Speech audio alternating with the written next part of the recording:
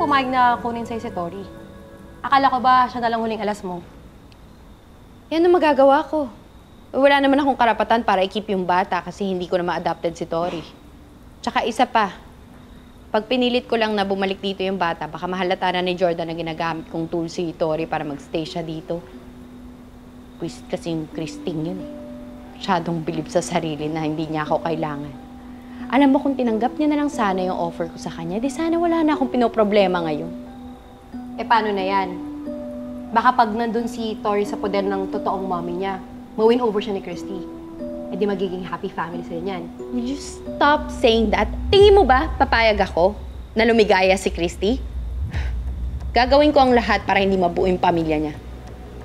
Exactly how do you plan on doing that?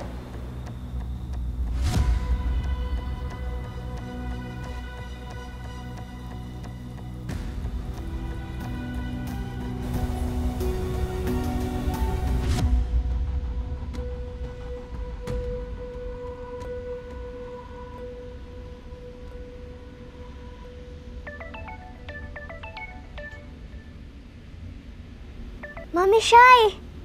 Hi, baby. Are you alone then right now? Yes po, Mommy. Ah, good. Kasi I wanted to talk to you sana. Wala lang. I miss you already. Alam mo, sobrang lungkot kasi dito sa bahay na mag-isa lang ako. Wala. Namimiss lang kita. Wala kasi akong kasama eh. Me too, Mommy. Miss na din po kita sobra. I really don't like it here po. And I wish I was with you right now. Bakit? Hindi ba kayo nagkakasundo ng Mami Christy mo? Actually, she's really nice to me po. Kaya lang po, I really don't know her. And ikaw po talaga ang gusto kong makasama. Ako din. Pero I hate to say this to you, baby. I don't think na magkakasama pa tayo ulit kasi ngayon kasi na bumalik na yung Mami Christy mo, mukhang tuluyan ka na nilang ilalayo sa akin.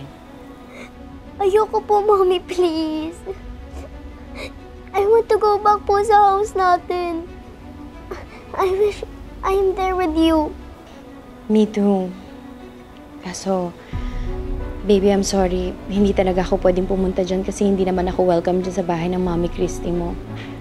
If only there's a way for you to get out of there and come here so we can be together again.